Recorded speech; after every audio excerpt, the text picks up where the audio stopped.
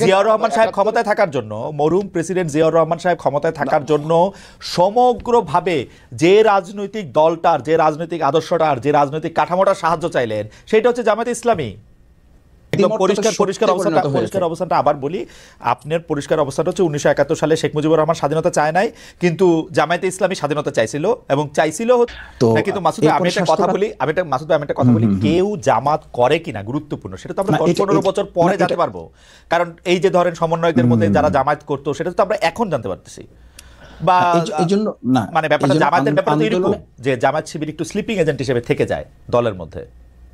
না, জামাত sleeping agent হিসাবে থাকার প্রশ্ন না, প্রশ্নটা হচ্ছে বৈষম্য বিরোধী ছাত্র আন্দোলনে আসলে কেউ তো ব্যানার নিয়ে দাঁড়ায়নি, এবং দাঁড়ানোটা তারাও প্রয়োজন মনে করেনি, অন্য ছাত্র সংগঠন কেউই এটা ঠিক মনে করেনি যে এখানে আমরা বৈষম্য বিরোধী ছাত্র আন্দোলন, ছাত্র জনতার একটা যৌথ অভ্যুত্থানের মাধ্যমে সরকারকে পতন ঘটানোটা টার্গেট ছিল। সুতরাং সেখানে স্লিপিং অথবা আপনি শোয়িং, দুটো কোনোটাকেই তো আপনি এখানে আইডেন্টিটি করার দরকার নাই, কারণ প্রয়োজনীয় হয় নাই। সুতরাং তারপরে যেটা হয়েছে যে জামাত ইসলামী, ইসলামী ছাত্র শিবিরকে আমরা জনগণের হাতে ছেড়ে দিয়েছি যে তারা ঠিক করবে। কারণ 15 বছর আমরা তো দেখেছি যে আওয়ামী লীগ মুক্তিযুদ্ধকে, মুক্তিযোদ্ধাদেরকে তাদের ব্যক্তিগত, পারিবারিক, দলীয় সম্পদ বানিয়ে পুরো এই মুক্তিযুদ্ধ এবং মুক্তিযোদ্ধাদেরকেই বিতর্কিত করেছে, এবং তাদেরকে প্রশ্নবিদ্ধ শুধু করে নাই, তাদেরকে লাঞ্ছিত করেছে, এবং এটাকে একটা মানুষের খুব মানে ঘৃণীয় পর্যায়ে নিয়ে গেছে। আমরা মনে করি যে 2024-এর এরকম একটা বড় অর্জনও কোনো একটা দল বা ব্যক্তি বা গোষ্ঠীর জায়গা না গিয়ে এটা জাতীয় একটা সম্পদের মতো করে থাকুক, সকলের সম্মানের জায়গায় থাকুক। এরপরে যদি কোনো ব্যক্তি এই 2024-এর যে গণ অভ্যুত্থানের যে আগেরটা একটু জিজ্ঞেস করি, মুক্তিযুদ্ধটা কি থাকা উচিত তাহলে? মুক্তিযুদ্ধটা দেশের মানুষের সম্পদ হবে। আপনি বলছেন যে আওয়ামী লীগের সম্পদ, আওয়ামী লীগ এটাকে নিজস্ব সম্পদ করতে চাইছিল, কুক্ষিগত করতে চাইছিল। আপনারা তো আওয়ামী লীগের যে ন্যারেটিভ ছিল যে ওরা না থাকলে কি হবে, সেটা প্রমাণ করার জন্য তো মানে ব্যস্ত হয়ে গেছেন আমি দেখতে পাচ্ছি। ইসলামিক ছাত্র শিবিরের এটাকে প্রত্যাহার করা হয়েছে প্রকাশনাটা, কিন্তু আমি ইসলামিক ছাত্র শিবিরের সেক্রেটারিকে নিজের মুখে বলতে শুনছি যে এটা কেন জাস্টিফাই না আসলে ওইটা কেন থাকার জন্য। আপনি জানেন যে এটার মধ্যে থেকে ও নিজের মুখে উনি বলছেন টেলিভিশনে যে এটা একটা ধারাবাহিকতার একটা অংশ, একটা লেখক এটা মনে করছেন, আমাদের মধ্যে থেকে এটা এরকম নানা ধরনের এটার মধ্যে এটা হয়। এবং সেই বক্তব্য কি ছিল? মুসলমানরা ভুল পথে গিয়ে এই মুক্তিযুদ্ধ করছে, আল্লাহ মুসলমানদের হেদায়েত করুক, বা এটা ভালো হোক, তাই তো? না খালেদ, এটা এখানে তো প্রাসঙ্গিক তো বিষয়, এটা অন্যদিকে আপনি গেলেন। সেটা হচ্ছে যে মুক্তিযুদ্ধটা নিয়ে আপনাদের অবস্থা কি ক্লিয়ার মাসুদ ভাই? আপনাদের অবস্থা কি ক্লিয়ার? বিষয় আমাদের ক্লিয়ারটা হচ্ছে যে আমি বলেছি যে মানে এই কথাটা তো ঠিক যে মুক্তিযুদ্ধ এবং মুক্তিযোদ্ধাদের মতো এত সম্মানিত এই জায়গাটাকে আওয়ামী লীগ এটাকে বিতর্কিত, প্রশ্নবিদ্ধ করেছে এবং একটা নিন্দনীয় জায়গায় নিয়ে গেছে তাদের দলীয় সম্পদের উপর। আমি যেটা বোঝাতে চাইছি আপনাকে, প্রথম কথাটা আমাদের ন্যাশনকে, আমাদের মেসেজটা তো ক্লিয়ার করতে হবে। আমরা বোঝাতে চাই যেটা যে 2024-এর এই অর্জনটাও যেন আমরা কোনো ব্যক্তি, দল, গোষ্ঠী, রাজনীতির কোনো মারপ্যাচে এটা যেন বিতর্কিত না হয়, এটা যেন প্রশ্নবিদ্ধ না হয়। সেই জায়গায় 1971 সালে বাংলাদেশ জামাত ইসলামীর অবস্থান আমরা বহুবার প্রকাশ করেছি, বহুবার পরিষ্কার করেছি। আমরা আমাদের কথা স্পষ্ট করেছি যে দেশের স্বাধীনতা সার্বভৌমত্বকে ধারণ করে বাংলাদেশ জামাত ইসলামী, ইসলামী ছাত্র শিবির তার রাজনৈতিক কর্মকাণ্ড পরিচালনা করে। এবং সেই কারণে আপনি দেখেন যে 2024-এর এই গণ অভ্যুত্থানের মাত্র কয়েকদিন আগে আমাদেরকে নিষিদ্ধ করা হলো। কাউকে নিষিদ্ধ করা হলো, আমাদের করা হলো এই কারণে যে তখনকার আন্দোলন সংগ্রামে বাংলাদেশ জামাত ইসলামী, ইসলামী ছাত্র শিবিরকে সরকার এবং তৎকালীন গোয়েন্দা সংস্থার রিপোর্ট অনুযায়ী তাদের কাছে মনে হয়েছে দেশপ্রেমের সামগ্রিক চেতনাটাকে বাংলাদেশ জামাত ইসলাম, ইসলামী ছাত্র শিবির লোকেরা ধারণ করে এই কাজটা করছে। আর ছাত্র শিবির তার ছাত্র সংবাদের প্রকাশনায় যেটা করেছে এটা একটা বিচ্ছিন্ন ঘটনা। আমি মনে করি যে তাদের এখানে একজন গবেষক একটা লেখা লিখেছে এবং তারা এটা পরে যখন বুঝতে পেরেছে বা এটা তাদের নজরে এসছে, আমি একটু খালি আমি বলছি যে যখন তাদের নজরে এসছে তারা প্রত্যাহার করেছে এবং এটার জন্য তারা দুঃখ প্রকাশ করেছে। দিস ইজ জানাব।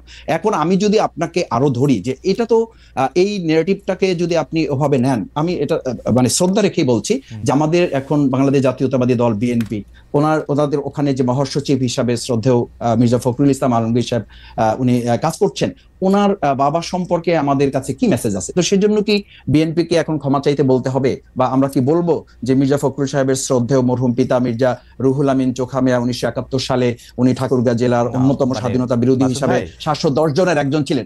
একটু শেষ করছি যে এই কারণে কি এখন বিএনপিকে আমরা ধরবো? আমাদের নেতৃবৃন্দকে ফাঁসি দেওয়া হয়েছে, তার সাথে তো সালাউদ্দিন কাদের চৌধুরী শহীদ, ওনাকেও ফাঁসি দেওয়া হয়েছে। তাতে কি বিএনপিকে আমরা এখন বলবো যে তাকেও ক্ষমা চাইতে হবে বা স্বাধীনতা বিরোধিতা নিয়ে তাদের মধ্যে কনফিউশন আছে? না মাসুদ ভাই, ব্যক্তি আর দলের অবস্থা তো ভিন্ন। আমরা 1971 সালে জামায়াতে ইসলামী মুক্তিযুদ্ধের চলাকালীন সময়, তারপরে বিভিন্ন সময় বিভিন্নভাবে স্টেটমেন্ট দিয়ে দল হিসাবে যেটা বলেছে, আমরা যখনই প্রশ্ন করি আপনারা বলেন যে ব্যাপারে জামাত ইসলামের অবস্থান পরিষ্কার, কিন্তু পরিষ্কারটা আপনি একটু বলেন তো, আমরা একটু শুনি যে পরিষ্কার অবস্থাটা কি 1971 সালে কি আপনারা যা করেছিলেন তা ঠিক করেছিলেন?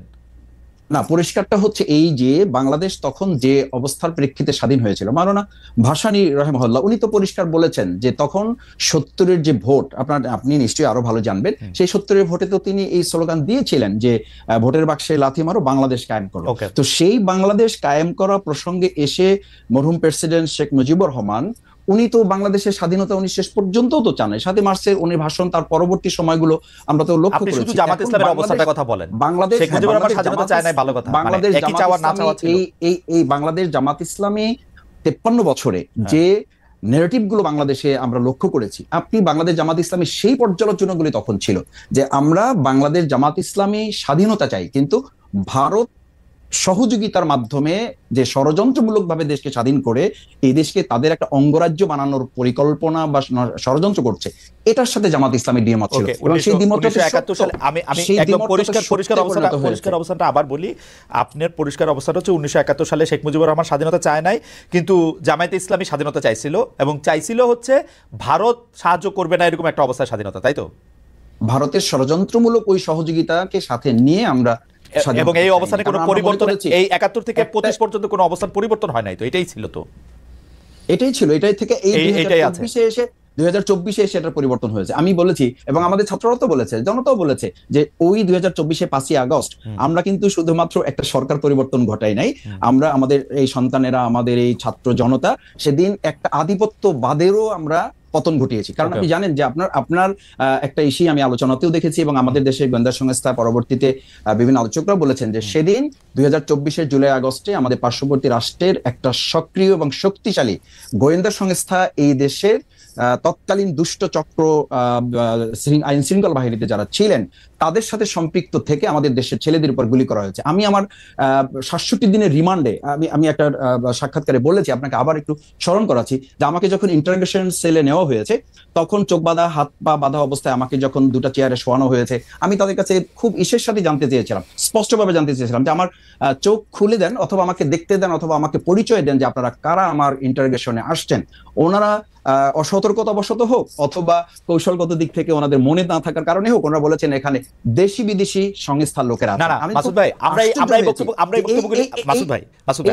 যখন দেশ গিয়ে আমরা একটু আসলে একটু প্রিসাইজ থাকতে চেষ্টা করি। অর্থাৎ 1971 সালে যেভাবে বাংলাদেশ স্বাধীন হয়েছিল, জামাত ইসলাম এটার সাথে একমত ছিল না, তো জামাত ইসলাম এটার সাথে একমত কখনোই পোষণ করে নাই। 2024 সালে আইসে বাংলাদেশ, আপনি মনে করতেছেন 2024 সালে আইসে বাংলাদেশ এটা অন্যরকম স্বাধীনতা পাইছে, এটা কি ব্যাপারটা এরকম? মানে ভারত টারত এইসব এলিমেন্ট আমি যেতে চাইতেছি না, আপনি দুই লাইনে বলেন 1971 সালে জামাতের অবস্থা সঠিক ছিল। দুই লাইনের জামাত ইসলামের দুই লাইনের কথাটা আসলে কোনো একটা কোশ্চেনের কথাটা আপনি কখনো দুই লাইনে বলতে পারবেন না। আপনি আমাকে বলেছেন সেইজন্য কথাটা উঠলো যে আপনাদের অবস্থা নাকি পরিষ্কার, কিন্তু আমি কখনো এই পরিষ্কার কথাটা জানতে পারি না। পরিষ্কারটা কি? কথা হচ্ছে এইটা যে বাংলাদেশ জামাত ইসলামী স্বাধীনতাটা ভারতের ষড়যন্ত্রমূলক সহযোগিতার মাধ্যমে চায়নি, কিন্তু যখন স্বাধীন হয়েছে দেশ, সেই স্বাধীনতাকে ধারণ করে জামাত ইসলাম, ইসলামী ছাত্র শিবির তার সামগ্রিক কার্যক্রম পরিচালিত হয়ে আসছে এবং সেটা প্রমাণিত এবং পরীক্ষিতভাবে দেশের জনগণ সেটা গ্রহণ করেছে। ফ্যান্টাস্টিক। আচ্ছা, আমি এই যে এইখানকার একজন উপদেষ্টা আছে বর্তমান সরকারে, তার নাম মাহফুজ আলম, তিনি বলেছেন যে তিনি অনেক কথা বলেছেন তার স্ট্যাটাসে, আমি শুধু 4 লাইন শোনাই। মুক্তিযুদ্ধের পর কি হয়েছে তা নিয়ে সমালোচনা করুন, ইতিহাস পর্যালোচনা করুন, কোনো সমস্যা নেই, এমনকি মুক্তিযুদ্ধের সময় কি ঘটেছে তা নিয়ে তর্কও হতে পারে, কিন্তু শেষ হবে মুক্তিযুদ্ধকে মেনে নিয়ে। আপনারা কি মুক্তিযুদ্ধকে মেনে নিয়েছেন, নাকি এইখানে আপনাদের একটু আলাদা জায়গা আছে জনাব মাসুদ? মানে এতদিন পরে সেই প্রশ্ন করাটাই আসলে অবান্তর এই কারণে যে বাংলাদেশ জামাত ইসলামী, ইসলামী ছাত্র শিবির এই চেতনাকে ধারণ করে শুধু করে নাই। আপনি দেখেন 2010 সালে আপনারা তো মুক্তিযুদ্ধের কথা উঠলে বলেন এটা ভারতের ষড়যন্ত্র, এটা খারাপ জিনিসই বলা হয়, শুই না তো ভালো জিনিস মনে হয় না এটাকে। আমরা বলেছি যে যখন দেশটা স্বাধীন হয়েছে সেই স্বাধীনতাটাকে অর্থবহ করে এবং এটা ধারণ করার ক্ষেত্রে জামাত ইসলামী প্রমাণিত এবং পরীক্ষিত দেশের মানুষের কাছে। ঠিক আছে, আমরা পরবর্তী প্রসঙ্গে যাই। জনাব মাসুদ, আপনাকে ধন্যবাদ। পরবর্তী প্রসঙ্গ হচ্ছে যে জনাব আজজুল বারী হেলাল, এই জাতীয় সরকারে কি আপনাদের আহ্বান জানানো হয়েছিল, অর্থাৎ বিএনপিকে আহ্বান জানানো হয়েছিল? যে এটা আমি এই প্রশ্নটা উত্তর দিয়ে আমি মাসুদ ভাইয়ের একটা কথা ছোট করে এই যে ছোট করে বলি, এই যে দেখেন যে আমাদের অভ্যুত্থানের শক্তিগুলোকে বিরুদ্ধে যে অনৈক্য তৈরি করা হচ্ছে ব্লেম গেমের মাধ্যমে, যেভাবে আওয়ামী লীগ আপনার মুক্তিযোদ্ধাদের নিয়ে ব্লেম গেম করছে যে অমুক মুক্তিযোদ্ধা তমুক রাজাকার, আমি জামাতে ইসলামের মাসুদের এই বক্তৃতার মাধ্যমে সেই একটা প্রতিদ্বন্দ্বী শুনতে পাচ্ছি যে বিএনপির মহাসচিবের পিতার ব্যাপারে যে কথা বলা হচ্ছে, এই ফ্যাক্ট চেকিং না করে আপনার যে প্রোপাগান্ডা মেশিন এখন তৈরি হয়েছে বাংলাদেশে, তার উপর ভিত্তি করে কথা বলো। আপনি দেখেন, আমি প্রতিদ্বন্দ্বী এই জন্য বললাম যে 71 সালে একটা রাজনৈতিক দল দেশ ছেড়ে পালিয়ে গেল ভারতে, আরেকটি রাজনৈতিক দল স্বাধীনতার বিরুদ্ধে থাকলো, আর আমাদের নেতা শহীদ প্রেসিডেন্ট জিয়াউর রহমান যুদ্ধ করলো। এখন সেই দলের দিকে এই দুটো দলই, একটা পরাজিত শক্তি আর একটা হলো পালিয়ে যাওয়া। এই কথা কি হিস্টোরিক্যালি ঠিক? এই কথা কি হিস্টোরিক্যালি ঠিক হেলাল ভাই? জিয়াউর রহমান সাহেব ক্ষমতায় থাকার জন্য, মরহুম প্রেসিডেন্ট জিয়াউর রহমান সাহেব ক্ষমতায় থাকার জন্য সমগ্রভাবে যে রাজনৈতিক দলটার, যে রাজনৈতিক আদর্শটার, যে রাজনৈতিক কাঠামোটার সাহায্য চাইলেন, সেটা হচ্ছে জামায়াতে ইসলামী। না, আপনি এটা আপনি কোন ইতিহাস থেকে বলছেন? আপনি আমার চেয়ে ভালো জানেন। 78 সালে আপনি ইতিহাস দেখেন। আমি বলছি জনাব গোলাম আযমের ফিরে আসা থেকে শুরু করে পুরোটা দেখেন। আপনি শুনেন, আমরা যখন বাংলাদেশে যখন আপনার একদলীয় শাসন ব্যবস্থার ভিতর ঢুকে গেল, তখন আমরা মাল্টি পার্টি ডেমোক্রেসি সৃষ্টি করলে অন্যান্যরা ধর্মভিত্তিক রাজনৈতিক দল, এমনকি বামপন্থী যে সমস্ত গোপন সংগঠন, তারাও রাজনীতি করার সুযোগ পেল। আর আমি যেটা বলছি যে ব্লেম গেমের কথা, যে আওয়ামী লীগ যে ব্লেমটা দিত যে অমুক রাজাকার, বিএনপিকে লক্ষ্য করে বলতো, অথচ আওয়ামী লীগ কিন্তু আপনার এদেশ মুক্তিযুদ্ধের সময় ভারতে পালিয়ে গেল, কলকাতায় পালিয়ে গেল, আরেকটি দল বিরোধিতা করলো এই স্বাধীনতা যুদ্ধে। এই দুটি দলেরই উদ্দেশ্য হলো আপনার যারা অস্ত্র হাতে যুদ্ধ করলো, যে দলের প্রতিষ্ঠাতা, তার নেতাকর্মীকে নিয়ে একটা ব্লেম গেমে চলে গেল। না, আপনি এটা হেলাল ভাই, আপনি এটা বললে হবে না। জিয়াউর রহমান সাহেব, গোলাম আযম সাহেবের কে দেশে ফিরিয়ে আনা, তাকে রাজনীতি করার সুযোগ দেওয়া, বাংলাদেশকে রাজনৈতিক আদর্শের ক্ষেত্রে জামায়াতে ইসলামী রাজনৈতিক আদর্শকে হায়ার করা, জনাব শাহ আজিজুর রহমানকে প্রধানমন্ত্রী করা, ভোটের মাধ্যমে। আপনি যদি ইতিহাসটা পড়েন, আপনার 79 পার্লামেন্টে যারা নির্বাচিত হয়েছিল, তারা ভোটের মাধ্যমে শাহজিজকে প্রধানমন্ত্রী। ওই ভোটের কথা বলেন না হেলাল ভাই, ওই ভোটের কথা না, কেন আপনার এটা তো ডেমোক্রেসি, আপনি ওই ভোটের কথা, ওই ভোটের কথা বলা না বলা একরকমই। পার্লামেন্টে যারা সদস্য ছিল, তারা ভোটের মাধ্যমে শাহজিজকে প্রধানমন্ত্রী করেছিল। আমরা যদি মাল্টি পার্টি ডেমোক্রেসি না করতাম, তাহলে তো সেই একদলীয় শাসন ব্যবস্থা ছিল। এখন একদলীয় শাসন ব্যবস্থা থেকে এই সরকার আপনাকে জাতীয় সরকার, এই জাতীয় সরকার এখন আমি দেখলাম যে নাহিদ ইসলামের একটা স্ট্যাটাসে দেখলাম যে সে বলছে তারা নাকি জাতীয় সরকারের আমন্ত্রণ জানিয়েছিল। আমার প্রথম বক্তব্য হলো, বিএনপি 2022 সালে যখন 31 দফা সংস্কার প্রস্তাব দেয়, তখন তারা আমরা বলেছিলাম যে after the election we will make a national government. সুতরাং আপনি যদি প্রস্তাব দিয়েও থাকেন, তাহলে আমাদের কমিটমেন্ট বা আমাদের রাজনৈতিক কর্মসূচিতে মিলছে না। আরেকটা কথা, নাহিদ ইসলাম বলছে যে সে তখন গণভবনে ছিল, আর আপনার মিটিং হয়েছে আপনার ক্যান্টনমেন্টে, তাহলে তিনি এই কথা জানেন কিভাবে? আমরা তো এই কথা শুনিনি কখন যে 5ই আগস্টে যে হেলাল ভাই মানুষের জানার নানা রকম সোর্স থাকতে পারে। আপনি আমাকে সোজা কথা বলেন, আপনারা যদি ইলেকশনের পরে জাতীয় সরকার করেন, ইলেকশনের আগে জাতীয় সরকার হইতে আপনাদের অসুবিধা কি? আপনারা কি জাতীয় সরকার হইলে আপনাদের সবসময় আপনাদেরই প্রধান থাকতে হইব? এইটাই আপনি একটা মিনিট সময় দেন। যদি ইলেকশনের আগে আপনি জাতীয় সরকার করেন, তাহলে ইলেকশনটা করবেন কি করে? শেখ হাসিনার মতো আমি আর ডামি দিয়ে আমরা সবাই জাতীয় সরকার, তাহলে ইলেকশনটা হবে কি করে? সবাই মিলেই করবে। কিভাবে ইলেকশন?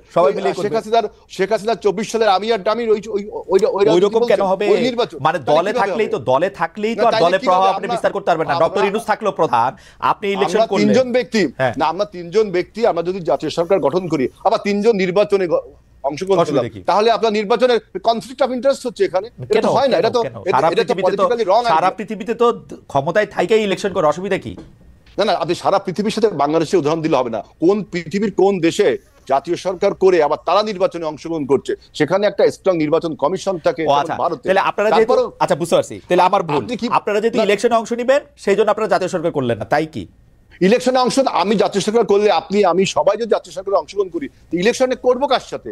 সরকারের সাথে সরকারের ইলেকশন, এটা তো পলিটিক্যালি একটা রং আইডিয়া, এটা তো টোটালি পলিটিক্যালি বাংলাদেশে কি কোনোদিন এরকম একটা হইতে পারবে না যে 10টা দল মিলে একটা ইলেকশন কালীন সরকার তৈরি হবে? এটা হইতে পারবে না?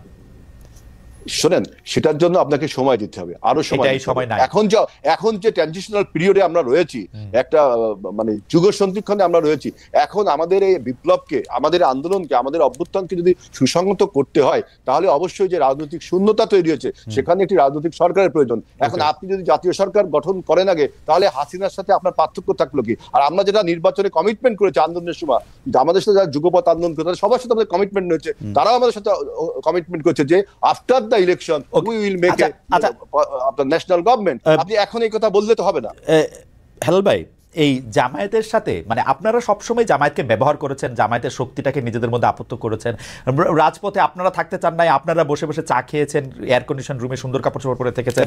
জামায়াত আন্দোলন করেছে, আমি একটু বলি, জামায়াত আন্দোলন করেছে এবং জামায়াত কিন্তু 17 বছর 18 বছর 20 বছর 25 বছর যখন দরকার হয়েছে তখন আপনাদের সার্ভিস দিয়েছেন। কিন্তু জামায়াতের নেতারা যখন ফাঁসির কাস্টে ঝুলেছে, জামায়াতের বিরুদ্ধে যখন বিভিন্ন রকম অন্যায় অত্যাচার হয়েছে, বিএনপি জামায়াতের সাথে একটা বিবৃতি দিয়েও পাশে থাকে নাই।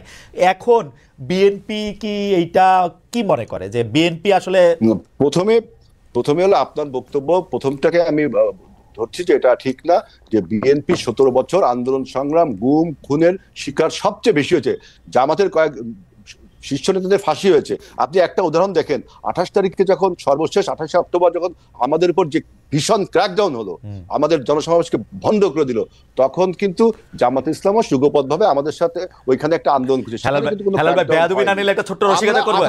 হেলাল ভাই বেয়াদবি না নিলে একটা ছোট্ট রসিকতা করব। আমরা 90 এর ঢাকা বিশ্ববিদ্যালয়ের ছাত্র, আপনি আমাদের নেতা, মানে আপনি যেটাকে ক্র্যাকডাউন বলতেছেন 28 অক্টোবর, এর থেকে বড় বড় ঘটনায় তো আপনি চায়ের কাপটাও নামায় রাখেন নাই টেবিলের উপর।